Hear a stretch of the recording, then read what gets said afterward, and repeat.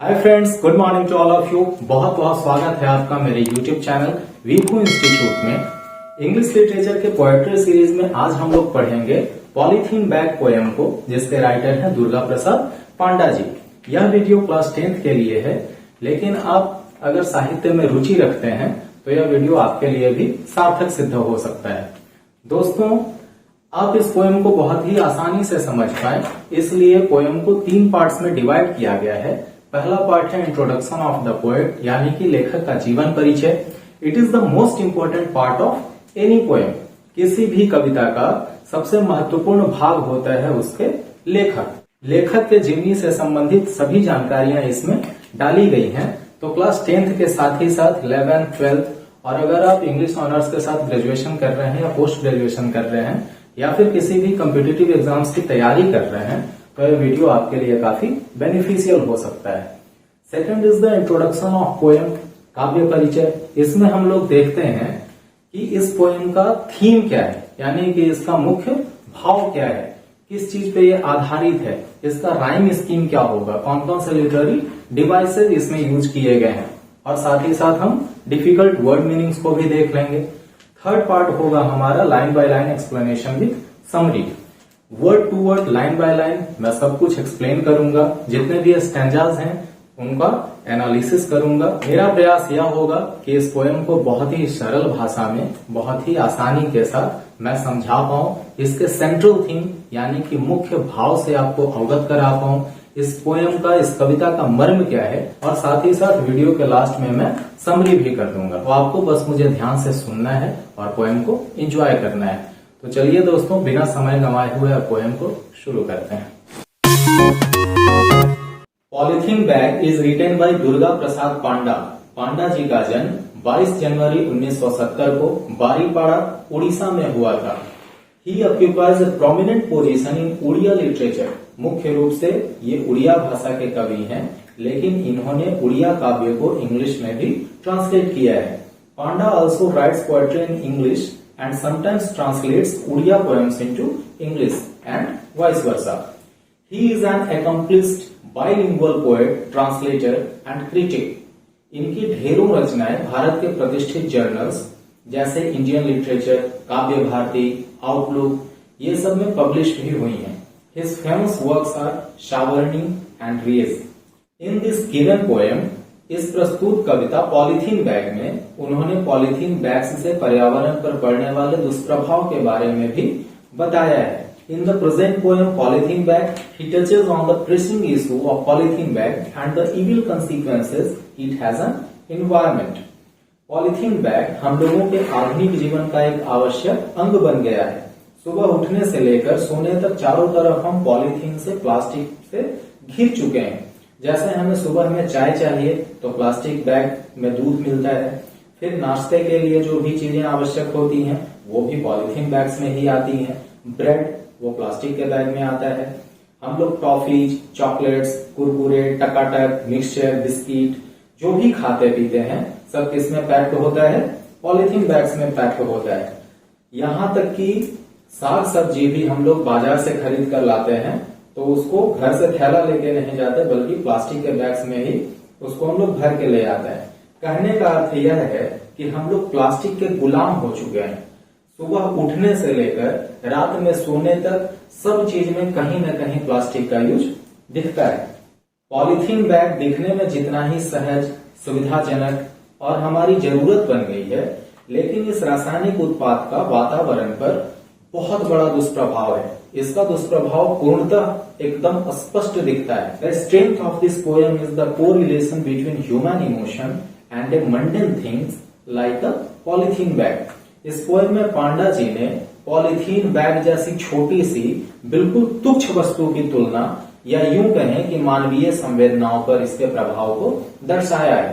पांडा जी ने इस पोएम में ह्यूमन लाइफ और पॉलीथीन बैग दोनों के बीच में कंपैरिजन करके बताया है कि आखिर हमारी लाइफ पॉलीथीन बैग जैसी कैसे हो चुकी है। तो पोएम शुरू करने से पहले हम लोग इसके अंदर का जो डिफिकल्ट वर्ड है उनके मीनिंग्स देख लेते हैं। प्रोमिनेंट, प्रोमिनेंट का मतलब होता है प्रसिद्ध, पॉपुलर, फेमस, जो काफी नामचीन हो चुका है। कंसिक्वेंसेज, कंसिक्वेंसेस कहा जाता है रिजल्ट को, परिणाम को। मंडेन, मंडेन का मतलब होता है साधारण सा, तुच्छ, मामूली, बिल्कुल ऑर्डिनरी, जिसका उतना ज्यादा वैल्यू या इंपॉर्टेंस नहीं है। एक्स्यूट्स, एक्स्यूट्स का मतलब होता है टपकना, रिसना, चूना। जब भी कोई चीज धीरे धीरे धीरे धीरे रिसता है या उससे कुछ निकलता है तो उसे हम एक्स्यूट्स कहते हैं। अब हम पोएम को शुरू करते हैं। What is such a strange polythene bag which never gets dissolve into the earth crust. जिस प्रकार पॉलीथीन या प्लास्टिक जमीन में कितने भी वर्षों तक दबा हुआ रहे, पड़ा हुआ रहे, वह घुलता नहीं है, ठीक वैसे ही हमारे मन पर पड़ा हुआ बोझ एक आघात की तरह है जिसका दर्द हमेशा बना रहता है। यह दर्द प्लास्टिक के जैसा कभी भी खत्म होने वाला नहीं है। When touches it makes a squeaky noise. When burnt it exudes a pungent smell. When left to itself it pollutes the environment. जब प्लास्टिक या पॉलिथीन बैग को हम लोग छूते हैं या फिर उसे मोड़ते हैं तो उसके अंदर से एक आवाज आती है। वो आवाज कैसी होती है? स्क्वीकी नॉइज होती है। आप प्लास्टिक को लेकर उसको ऐसा ऐसा मोड़िएगा तो चरपट करने की आवाज आती है, चिमचिमाने की आवाज आती है। जब जलाया जाता है तो उसके अंदर से बहुत ही गंदी स्मेल आती है, पंजेंट स्मेल आती है, और ऐसे ही छोड़ दिए जाने पर यह वातावरण को बहुत ज्यादा प्रभावित करती है, प्रदूषित करती है। बहुत सारी जहरीली गैसेस निकलती हैं इसके अंदर से, जो लिविंग थिंग्स के लिए एज वेल एज हमारे इन्वायरमेंट के लिए बहुत ही बड़ा डेंजर है, बहुत बड़ा खतरा है। Just like the polythene bag, his hurt too melts down with a little touch of warmth.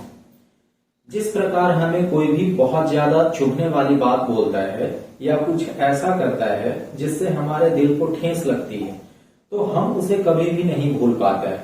जो बोला है उसे भी और क्या बोला है उस चीज को भी, मतलब कथनी और करनी दोनों को हम कभी भी भूल नहीं पाते हैं। लेखक ने बहुत ही बारीकी से इस चीज को दर्शाया है कि हमारा जीवन भी कैसा है, एक प्लास्टिक के जैसा है, एक पॉलिथीन बैग के जैसा है। जिस प्रकार हमारे मन में जो बातें चुभ जाती हैं, जिस चीज का हमें आघात लगता है, तो ये आघात तब तक नहीं खत्म होता जब तक कि हमारी डेथ नहीं हो जाती है। ठीक वैसे ही जैसे प्लास्टिक बैग है, उसे आप कितना भी मिट्टी में गाड़ दीजिए, कुछ भी कर दीजिए, जला दीजिए, उसको काट दीजिए, पीट दीजिए, वो कभी भी खत्म नहीं होता है। ठीक ऐसे ही अगर कोई हमारी उम्मीदों को पूरा नहीं कर पाता है या कुछ ऐसा काम करता है जिससे हमारे मन को, हमारे दिल को ठेस पहुंचे, तो हम क्या करते हैं, उस चीज को कभी भुला नहीं पाते हैं। और यही धीरे धीरे जो हमारे मन के अंदर वो बोझ होता है, हम उस आघात को भूल नहीं पाते हैं, उस दर्द को भूल नहीं पाते हैं। ये सब बातें धीरे धीरे करके हमारे दिल में बैठती चली जाती हैं और नासूर बनकर चुभती रहती हैं। गांव देहात में कहावत कहते हैं लोग कि लाठी के मार भुला जाए लेकिन बात के मार कभी न भुलाए। यानी कि जो चीजें बाहरी हैं, जो चीजें बाहरी शरीर पे पड़ती हैं, उसका दर्द हम लोग बर्दाश्त कर लेते हैं, वो क्षणिक होता है, थोड़े देर के लिए होता है। लेकिन जो हमारे आंतरिक सतहों पे दर्द होता है, कहने का मतलब कि जो हमारे मन में पीड़ा पहुंचाता है या जो दिल को दुख पहुंचाता है, वो हम कभी भी भुला नहीं पाते हैं। In fact, the poet wants to say that human's life is just as polythene bag. लेखक क्या कहना चाह रहा है कि मानव का जो जीवन है वो किसकी तरह है, पॉलिथीन बैग की तरह है। वो कंपेयर करते हैं कि हृदय में बसा हुआ जो पीड़ा है, जो दुख है, वह बिल्कुल पॉलिथीन बैग की तरह है। जैसे पॉलिथीन बैग डिजॉल्व नहीं होता है, वैसे ही हमारे हृदय के अंदर जो पीड़ा है, जो दर्द है, जो हम हमेशा महसूस करते रहते हैं, वो कभी भी खत्म नहीं होता है। ना तो दुख खत्म होता है, ना ही पॉलिथीन बैग। दोनों को छूने पर आवाज भी आती है। जैसे प्लास्टिक या पॉलिथीन बैग जलाने पे टप टप करके टपकने लगता है, वैसे ही सहानुभूति पाते ही घायल व्यक्ति भी रोने लगता है। और पॉलिथीन बैग को यूं ही अगर पड़ा रहने दें तो पर्यावरण प्रदूषित होता है। ठीक वैसे ही अगर मानव के मन का बोझ, उसके हृदय के अंदर की पीड़ा, घाव, दर्द उस मनुष्य के मर्म को आघात पहुंचाता रहता है, उसको प्रदूषित करता रहता है। यानी कि धीरे धीरे करके मनुष्य का जो स्वास्थ्य है वो क्या होता है, गिरता चला जाता है। जैसे गर्मी पर अगर प्लास्टिक सिकुड़ जाता है आप देखे होंगे कि जैसे ही आप आग में या आग के नजदीक रखिएगा प्लास्टिक को, तो धीरे धीरे उसमें क्या आता है, श्रिंकनेस आना शुरू होता है। तो जैसे गर्मी पाकर प्लास्टिक का बैग या पॉलीथीन बैग सिकुड़ना शुरू हो जाता है, पिघल जाता है, ठीक वैसे ही हमारा हृदय भी पिघल जाता है।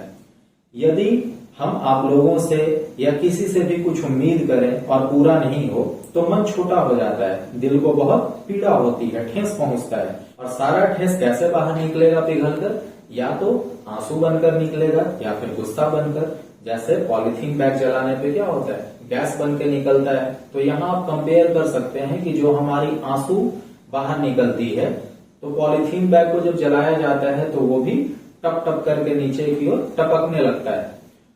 और पॉलीथीन बैग से जो गैसेस निकलती है उसको आप कंपेयर कर सकते हैं हम लोगों के गुस्से से, हम लोगों के आवेश से।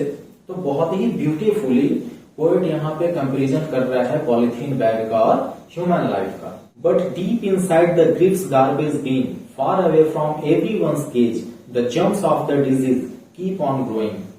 जब आप कूड़ा कचरा को पॉलीथीन के बैग में बांध कर डस्टबिन में फेंकते हैं तो क्या होता है, अंदर ही अंदर कचरे में जम्स आ जाते हैं, लेकिन बाहर से ऐसा लगता है कि अंदर कुछ भी दिख नहीं रहा है। यानी कि बाहर से प्लास्टिक को ही हम देख पाते हैं और हमको ऐसा लगता है कि अंदर सब कुछ सही है, क्योंकि प्लास्टिक बाहर से बिल्कुल अच्छा होता है।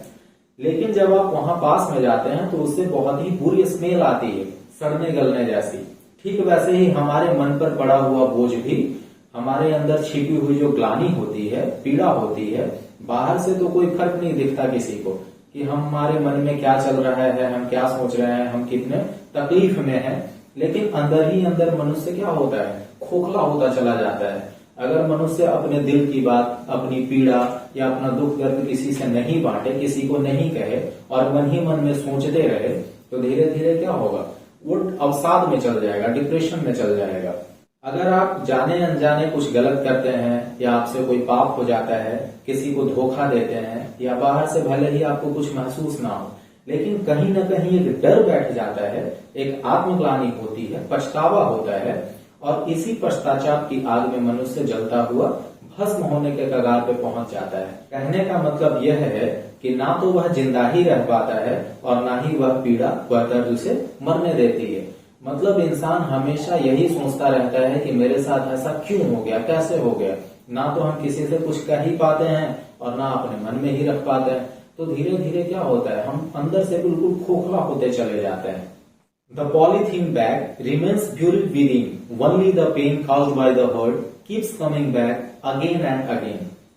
वह दर्द जो उसके दिल में दबा पड़ा है, वह बार बार टीस मारता है। जैसे घाव होने पर टिसटिसाता है, बर्दाश्त से बाहर होता है।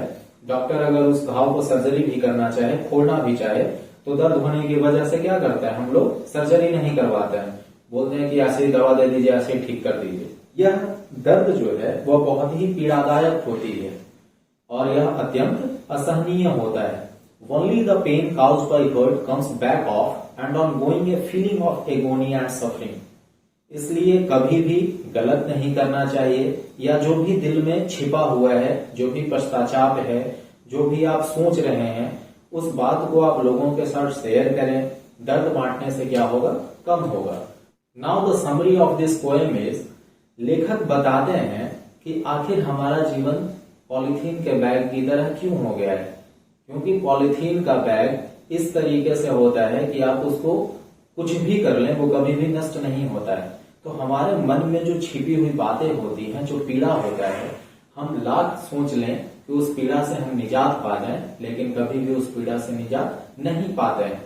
इसलिए हमें जो भी कार्य करना चाहिए वो बहुत ही सोच समझ कर करना चाहिए। या किसी को अगर हम रिप्लाई करते हैं, किसी से बातचीत करते हैं, तो बहुत सोच समझ कर उसे बोलना चाहिए। कहीं ऐसा ना हो कि आपने जो बोला है वो सामने वाले के लिए बहुत बड़ी परेशानी का कारण बन जाए, आपकी बातें उसे चुभना शुरू हो जाए।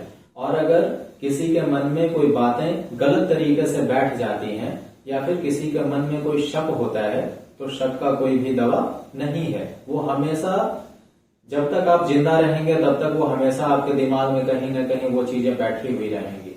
तो उससे हम लोग निजात नहीं पा सकते हैं, चाहे हम लोग कुछ भी कर लें।